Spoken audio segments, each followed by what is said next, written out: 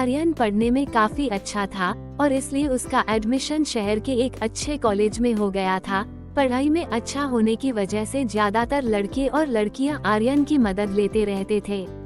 College में ही आर्यन की एक गर्लफ्रेंड बनी जिसका नाम अनन्या था और वो काफी अमीर परिवार से थी। धीरे धीरे समय बीतने लगा और आर्यन ने अपनी पढ़ाई पूरी कर ली और एक प्राइवेट कंपनी में नौकरी करने लगा। आर्यन और अनन्या एक दूसरे को बहुत प्यार करते थे, इसलिए उन दोनों ने शादी करने का फैसला किया। जब अनन्या ने आर्यन को अपने मम्मी और पापा से मिलवाया तो अनन्या के पापा को आर्यन बहुत पसंद आया, लेकिन अनन्या की मां को एक बिजनेसमैन चाहिए था, इसलिए वो आर्यन को पसंद नहीं कर रही थी। लेकिन अनन्या और उसके पापा के सामने अनन्या की मां की कोई बात नहीं चली। अनन्या की एक छोटी बहन भी थी जिसका नाम राधिका था। फिर एक दिन अचानक से अनन्या के पापा की तबीयत खराब हो गई और उन्होंने अपने जीते जी ही अनन्या और आर्यन की शादी कराने का फैसला किया। फिर अनन्या के पापा ने आर्यन के मम्मी पापा को बुलवा लिया। वो एक मिडिल क्लास फैमिली से थे, इसलिए उनके पास ज्यादा कहने सुनने को कुछ था ही नहीं और वो आर्यन की शादी अनन्या से कराने को तैयार हो गए। लेकिन अनन्या की मां ने एक शर्त रखी कि शादी के बाद आर्यन घर जमाई बनाकर रहेगा, क्योंकि वो नहीं चाहती थी कि उनकी बेटी किसी भी आर्थिक तंगी का सामना करे। आर्यन और उसके मम्मी पापा ने अनन्या की मां की बात मान ली और फिर जल्दी ही अनन्या और आर्यन की शादी हो गई। लेकिन शादी के एक महीने बाद ही अनन्या के पापा का निधन हो गया और कुछ दिन के बाद ही अनन्या की मां पूरे परिवार पर हावी हो गई और उन्होंने अनन्या और आर्यन को अपने अनुसार चलने पर मजबूर कर दिया। कुछ समय बीतने के बाद अनन्या की नौकरी किसी बड़ी कंपनी में लग गई और वो आर्यन से भी ज्यादा पैसे कमाने लगी और उसे कंपनी की तरफ से एक कार भी मिल गई। और फिर कुछ महीनों के बाद ही अनन्या ने अपनी छोटी बहन राधिका को भी अपने पास नौकरी पर रखवा लिया। लेकिन अनन्या की मां भी कम होशियार नहीं थी, उन्होंने भी एक डायरेक्ट सेलिंग कंपनी में नेटवर्किंग का काम करना शुरू कर दिया और कुछ ही दिनों में उनकी सैलरी भी काफी अच्छी हो गई। अब घर की तीनों औरतें काम करने लगी थी और सबको सैलरी आर्यन के ज्यादा ही थी, इसलिए उसको घर में ज्यादा इज्जत नहीं दी जाती थी। घर में सभी सदस्य नौकरी कर रहे थे, इसलिए अनन्या ने अपनी मां से घर के कामों को करने के लिए एक नौकरानी रखने का फैसला किया, लेकिन नौकरानी भी कम से कम 10,000 रुपए मांग रही थी और उस समय आर्यन की सैलरी सिर्फ 10,000 रुपए थी। इसलिए अनन्या की मां ने अनन्या से कहा कि आर्यन सिर्फ 10,000 रुपए कमाता है और नौकरानी को 15,000 रुपए देने पड़ेंगे। इससे अच्छा है कि आर्यन को काम से हटाकर उससे ही घर का काम करवाया जाए। अनन्या को ये आइडिया पसंद आया और अगले दिन से ही अनन्या की मां ने आर्यन की नौकरी छुड़वा दी और उससे घर के काम करवाने लगी। आर्यन भी उनकी बात को मान गया और घर में झाड़ू पोंछा, खाना बनाना और कपड़े धोना सब कुछ करने लगा। अब आर्यन रोज सुबह उठकर सबके लिए नाश्ता बनाता था और फिर सबके लिए टिफिन तैयार करता था और घर की साफ सफाई करके सबके कपड़ों को धो देता था और घर की तीनों औरतें जॉब पर जाया करती थी। अब आर्यन हर समय घर पर ही रहता था और बस कभी कभी सब्जी लेने बाहर जाया करता था। वो हमेशा इस बोरिंग जिंदगी से निकलने की कोशिश करता रहता था, लेकिन वो बेचारा अब मजबूर था। धीरे धीरे समय बीतने लगा और ऐसे ही 4 महीने बीत गए और एक दिन आर्यन ने अनन्या से कहा, मैं अपने बाल कटवाने जा रहा हूँ, बहुत बड़े हो गए हैं। अनन्या ने कहा ठीक है चले जाओ, लेकिन तभी अनन्या की मां ने कहा बाल कटवाने की क्या जरूरत है, तुम वैसे भी घर में ही रहते हो, फालतू में पैसा क्यों बर्बाद करना चाहते हो। ये सुनकर अनन्या ने भी उनकी हाँ में हाँ मिला दी। उस दिन रविवार था और आर्यन दोपहर में खाना तैयार कर रहा था और तभी उसकी पत्नी, सासू माँ और उसकी साली तीनों बाजार से कुछ शॉपिंग करके आई थी। उनके हाथों में काफी सारा सामान था। वो तीनों अपने लिए नए नए कपड़े लेकर आए थे। फिर आर्यन की सासू माँ ने उसे कुछ साड़ियाँ और सलवार सूट निकाल कर दिए और उससे कहने लगी, तुम हमेशा घर में रहकर औरतों की तरह काम करते हो और तुम पर ये मर्दों के कपड़े अब अच्छे नहीं लगते, इसलिए आज से तुम औरतों के कपड़े पहनकर रहोगे। ये सुनकर आर्यन चौंक गया और अनन्या की तरफ देखने लगा। तभी अनन्या ने अपने बैग से कुछ गहने और मेकअप का सामान भी निकाला और उसे देते हुए कहने लगी कि जब तुम साड़ी ब्लाउज पहनोगे तो तुम्हें गहने और मेकअप की जरूरत भी तो पड़ेगी ना, इसलिए ये सब मैं तुम्हारे लिए लाई हूँ। और अब से तुम अपने बाल कभी मत कटवाना, लेकिन अभी तुम्हारे बाल ज्यादा बड़े नहीं है, इसलिए मैं तुम्हारे लिए एक लंबे बालों की विग भी लेकर आई हूँ। उसके बाद आर्यन की सासू माँ ने उसे बाल साफ करने की क्रीम दी और नहाने के लिए बोला। अब आर्यन बेचारा उन औरतों के जाल में फंस चुका था, इसलिए उसने वो क्रीम ले ली और फिर नहाकर और टॉवल लपेटकर बाहर आया। फिर तीनों औरतों ने मिलकर आर्यन को साड़ी और ब्लाउज पहनाया और उसके चेहरे पर मेकअप करने लगे। पहले आर्यन की आईब्रो को बहुत पतला किया गया, फिर उसके चेहरे पर फाउंडेशन और फिर आंखों में काजल और होठों पर लिपस्टिक लगा दी। उसके बाद आर्यन के हाथ और पैर के नाखूनों पर नेल पॉलिश लगाई और हाथों में बहुत सारी चूड़ियां पहना दी। फिर अनन्या ने आर्यन के गले में एक मंगलसूत्र पहना दिया और उसकी मांग में सिंदूर भर दिया। फिर आर्यन के माथे पर एक सुंदर सी बिंदी लगाकर उसके सिर पर एक विग लगाकर सेट कर दी और फिर उसके पैरों में पायल पहनकर उसके पैरों में लेडीज सैंडल पहना दी। फिर आर्यन की सासू माँ ने कहा, अब से तुम ऐसे ही सुहागन औरत की तरह रहोगे और अब तुम्हारा नाम आर्यन नहीं बल्कि अनीता है और अब से तुम हमेशा औरतों की तरह ही बात करना। आर्यन ने ना चाहते हुए भी सब हाँ कर दिया।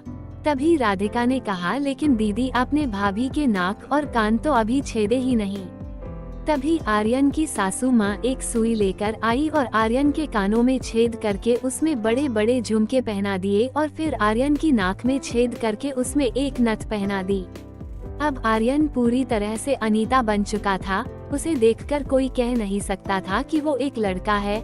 आर्यन ने जब खुद को शीशे में देखा तो वो खुद को देखता ही रह गया और वो यकीन नहीं कर पा रहा था कि वो अब एक औरत बन चुका है। तभी आर्यन की सासू माँ ने कहा, अरे अनीता, अब शीशे के सामने खड़ी होकर अपनी खूबसूरती को निहारती ही रहोगी या हमारे लिए चाय भी बनाकर लाओगी? अपनी सासू माँ की बात सुनकर आर्यन ने अपनी साड़ी को संभालते हुए चाय बनाई और सभी को चाय दे दी। आर्यन को एक औरत के रूप में देखकर तीनों औरतें काफी खुश लग रही थी। फिर रात को आर्यन ने सबके लिए खाना बनाया और खाना खाकर सब सो गए। फिर अगले दिन आर्यन ने नहा धोकर एक साड़ी पहनी और थोड़ा बहुत मेकअप करके एक औरत की तरह नाश्ता बनाने लगा। जब वो नाश्ता बनाकर लाया तो देखा कि उसकी पत्नी ने ऑफिस की पेंट और शर्ट पहन रखी थी और राधिका ने एक जीन्स और व्हाइट शर्ट पहन रखी थी और सासू माँ ने भी एक नीले रंग की पैंट और काले रंग की शर्ट पहनी हुई थी। कुल मिलाकर उन तीनों औरतों ने मर्दों के कपड़े पहन रखे थे और आर्यन बेचारा एक घरेलू औरत की तरह साड़ी ब्लाउज पहनकर उन तीनों औरतों की सेवा कर रहा था। उसके बाद आर्यन ने सबको खाने के लिए टिफिन तैयार करके दिया और तीनों औरतें अपने अपने काम के लिए निकल गई और फिर आर्यन ने खाना खाकर सारे बर्तनों को साफ कर दिया और घर की थोड़ी साफ सफाई करने के बाद टीवी देखने बैठ गया। लेकिन जब उसने टीवी में चेक किया तो उसमें से स्पोर्ट्स, न्यूज चैनल और यहाँ तक कि कार्टून चैनल भी गायब थे। फिर आर्यन ने अनन्या को कॉल लगाया और उसे पूछा कि हमारे टीवी के सारे चैनल दिखाई क्यों नहीं दे रहे हैं। तभी अनन्या ने कहा, मुझे नहीं पता, तुम इस बारे में मम्मी से बात कर लो। फिर आर्यन ने अपनी सासू माँ को कॉल लगाया और उनसे पूछा कि टीवी में कोई खराबी हो गई है क्या। तभी आर्यन की सासू माँ ने कहा, टीवी बिल्कुल ठीक है, लेकिन उसमें अब औरतों वाले पारिवारिक चैनल ही दिखाई देंगे और तुम्हें भी वही देखने हैं और तुम जल्दी से उन सीरियल की औरतों को देखकर उनके जैसे बोलना, चलना और घर को एक औरत की तरह संभालना सीख लो। और हाँ, अगर तुम्हें कोई भी साड़ी या कोई भी ड्रेस पसंद आ जाए तो मुझे बता देना, मैं तुम्हारे लिए खरीद कर ले आऊंगी। आर्यन का दिमाग अब घूम रहा था, उसे समझ नहीं आ रहा था कि वो अब क्या करे। फिर मजबूरी में उसने वो औरतों वाले सीरियल देखने शुरू कर दिए, क्योंकि खाली बैठकर उसका टाइम नहीं कट रहा था। टीवी देखते हुए आर्यन सोचने लगा कि अब पता नहीं मुझे कब तक औरत बनकर रहना होगा और पता नहीं अब मैं कभी फिर से मर्द की जिंदगी जी भी पाऊंगा या नहीं। आर्यन को औरतों के सीरियल में ज्यादा मजा नहीं आ रहा था, क्योंकि वो मानसिक रूप से अभी भी मर्द ही था।